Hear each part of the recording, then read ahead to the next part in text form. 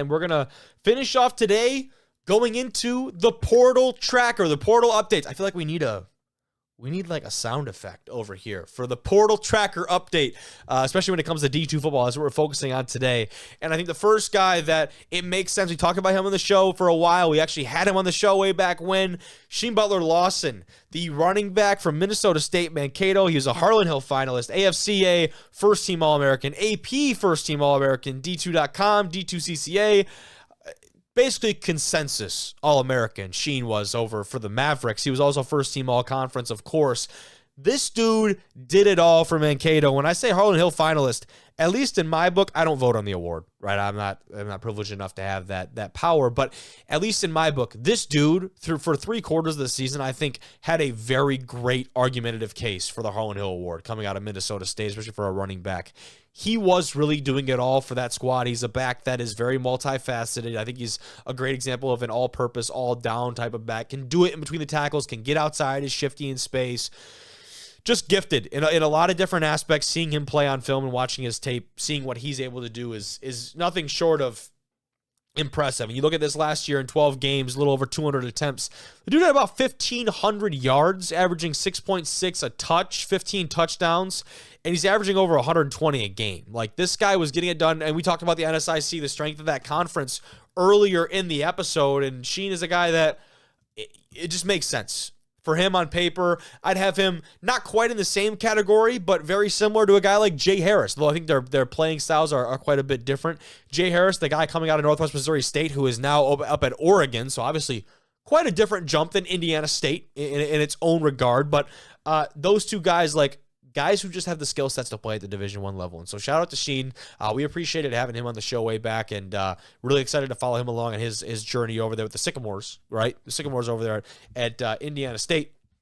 As far as other offers from him, Northern Arizona did come calling, as well as Tennessee State. So he did have a couple other D1s on the table at the time being. He chose Indiana State. I haven't spoken with him. I don't know why, but he chose Indiana State. He believes the Sycamores are the best fit for him. So that's the first stop in our portal tracker is right there in Sheen Butler-Lawson. The next stop gets to be a little bit big time. How about Javar Suggs, the defensive lineman from Grand Valley? He's 6'3", 280 pounds. He's not a guy that maybe filled up the stat book last year, a little over 20 tackles, 5 sacks, 7.5 tackles for loss. But he's a guy on the defensive line that is a game changer, a game wrecker, an influencer of the line of scrimmage, those kind of things. You can see it if you're watching on YouTube. He's making the jump from D2 Grand Valley all the way to the SEC with LSU. He will be joining the Tigers. What an awesome move for the guy. He was second team all GLIAC selection in 2023, and with this guy, like, this is not a fluke. His other offers, I'm going on the list here: Michigan, Kentucky, Wisconsin, Missouri, Florida State, USC, Oklahoma, Arkansas. I got bored of listing them. I just put and more at the bottom, right?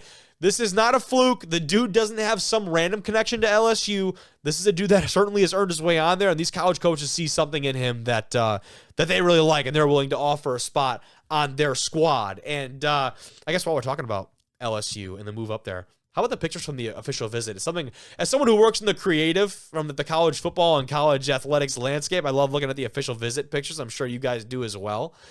These backdrops are pretty nice.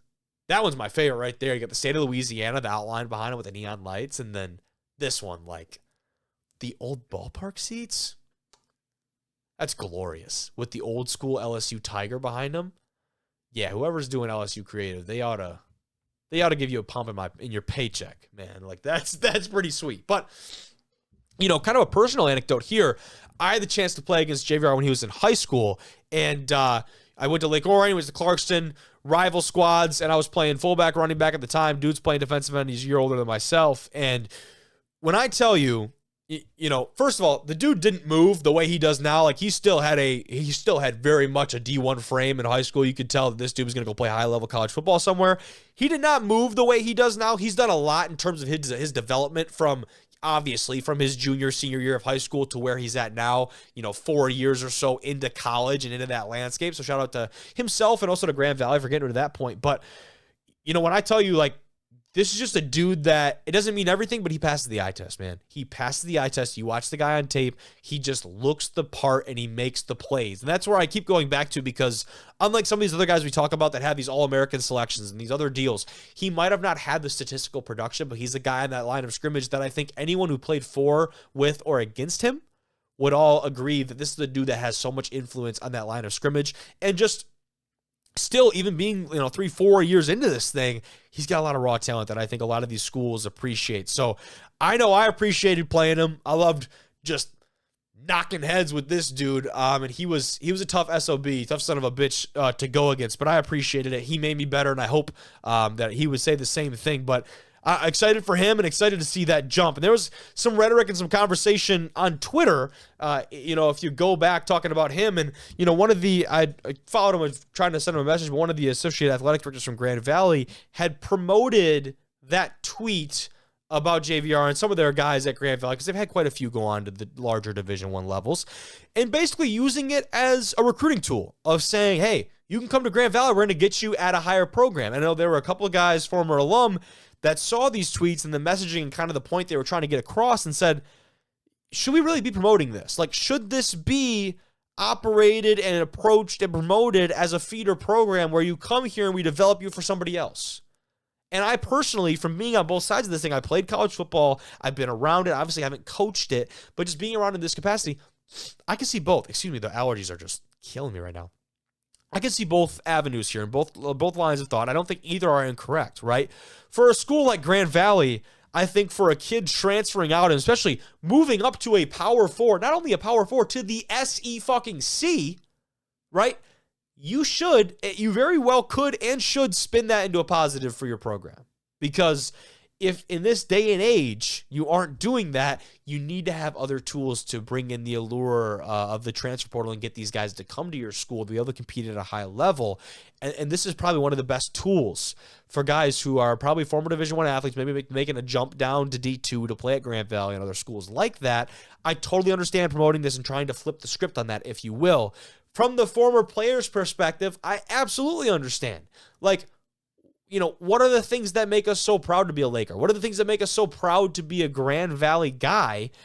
And then you go out and leave that behind. Now, the two things for me, and the two reasons why maybe I side with the other side of the argument a little more, one is that JVR is a grad transfer. From everything that I've seen that I know, is that he got his degree from Grand Valley, and now he's moving on. So he's not in the undergrad. He's a graduate from Grand Valley State University, and now is pursuing another opportunity at another institution. That, for me, is a big thing. I think that, because even you look at in the past, for as much as the transfer portal rules have changed, the graduate transfer rule has been in effect for quite some time now, and that's something that has not changed. I don't see it changing, where if you get your degree, you receive your degree from your former university, college, institution, whatever, you're able to go on and pursue another opportunity. That's the first thing for me. The second thing is obvious, I think. You go from Grand Valley to LSU, man. Like, Grand Valley, as big as they are, they're probably 25,000 plus strong. It really should be a Division I, probably will be in the next couple of years. You just can't compete with LSU. And you probably are never going to, because of the brand and because of just what they have going on. And that's not even talking about NIL. Like, I wonder how much money, and I have no idea, but I wonder how much money JVR is getting to go and play and suit up in that purple and gold for the Tigers, down there in Louisiana.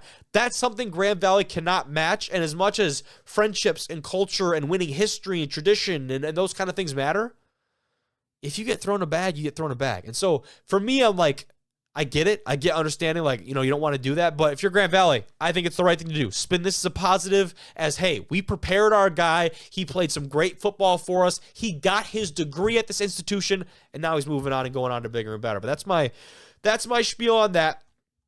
Two more segments of this week's transfer portal update. The first comes from a former defensive lineman over there at Northwest, as in Northwest Missouri State, and that is, look at that camera. You like that one behind me there, huh? How about Kobe Clayborn making the jump? Not quite to Power 4, but to a very quality national contender and national champion in the South Dakota State Jackrabbits. That is a big-time move for the kid. He's 6 foot, 270 pounds.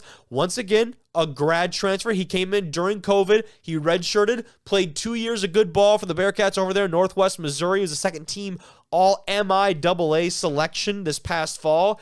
And not that him and JVR have very similar playing styles or builds whatsoever, I think. But when you look at this guy, I think the one thing that does stand out very similarly to JVR and a guy over at Grand Valley that I think is comparable is the fact that this guy might not have filled up the stat sheets where he was at. But once again, he's a guy that is constantly disrupting plays. And you'll see they really are. Here's a great clip against UCM and an offensive line unit, an offensive unit in general that had a great 2023 season. But he's a guy that's constantly disrupting plays. When you wear Agent Zero, especially on the defensive line, you know the dude has to be somewhat decent because there's a ton of different DBs, wide receivers, running backs, all those things that are vying for that number, literally everyone in the field. But again, I just thought for this guy, I haven't broken down the film. I've just seen what I'm showing you guys and kind of just breaking down and trying to be the guy that points a lot of these things out. But for Kobe Clayborn, shout out, dope name, by the way. For him, this is a great move for him. And Northwest is a squad that, once again, I think very similar to Grand Valley, has that winning history, tradition, and culture, and just a great player and coach base over there. And when you have some of your best games against some of your best opponents, you keep seeing these clips from UCM and Central Missouri, that helps your stock a lot. That really boosts your stock for these squads because when you're going back there and sacking the Harlan Hill winner behind a very talented offensive line unit that put up some big-time rushing games as well and was really prominently good at protecting the passer, schools pick up on that, man. Schools pick up on that very much. But shout out to Kobe. Excited to see what his journey looks like at the Division I level. Finally, though, to close out the episode, IUP has kind of nailed the transfer portal. They're bringing in a lot of talent at different positions all across the board. We'll start right here. Pull it up. Oh, man. Allergies are something else right now, right? Whew. We'll start right here. How about Randy Nkungu, defensive lineman from Millersville? He's making his way over to join a pretty stacked defensive line unit right now for IUP. He was an all-PSAC second team honoree in 2023 and 9.5 sacks, 15.5 TFLs over 3 seasons. He's a guy that's looking to make even more of an impact, maybe more of a feature guy on this defensive line for Indiana University of Pennsylvania. That's the whole deal for those of you not familiar with it. And then IUP, in another smart move, they are going to be the beneficiaries of not one, but 2 guys coming over from Notre Dame, Ohio, the first of which being Nathan Rosario Santos, the linebacker, and then Lavelle Gibson, a defensive end, both, like I said, from Notre Dame, Ohio, the school that shut down. And so IUP is one of many schools that have been the beneficiary of these guys wanting to continue their playing career and finding different spots at other Division II institutions. So they pick up this dynamic duo, they call them, on the defensive end. Shout out the guy doing the jersey swaps, by the way. Those are pretty awesome.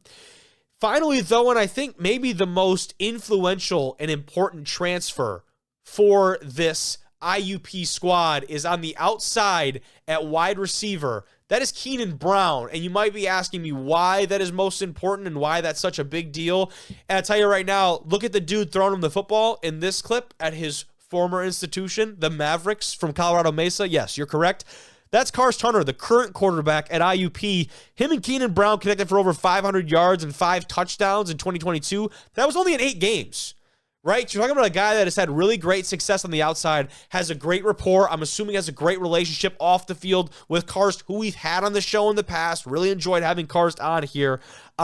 This is a guy that's going to come in and I think make an immediate impact to an IUP receiver core that's been decimated a little bit. This is a guy they needed on the outside, and I would assume the recruiting pitch was pretty easy with Keenan here, getting him over and having him come back and compete with his former quarterback. That's pretty exciting news, man. We love a little bit of a reunion that the transfer portal brings about. Here's the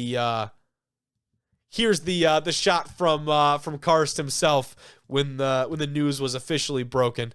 You can see right there. Those are the guys back when they were at Colorado Mesa, which those uniforms, by the way, pretty underrated. I like those a lot. But I think that's going to be huge for IUP. They've had a pretty good streak here these last couple of years of bringing in grad transfer quarterbacks. There's a couple of years left on their eligibility. And IUP you cannot count them out of the PSAC, man, this upcoming year. I know that's a gauntlet when you talk about teams that have done it in the past. This past year, it was Slippery Rock and Kutztown, and then you've had Shepherds of most recent history and those kind of things. But IUP is very much going to be in the mix, and I think a lot of it is going to be in part to those two gentlemen right there. So that is it for the transfer portal tracker today. I'm coming up right at an hour.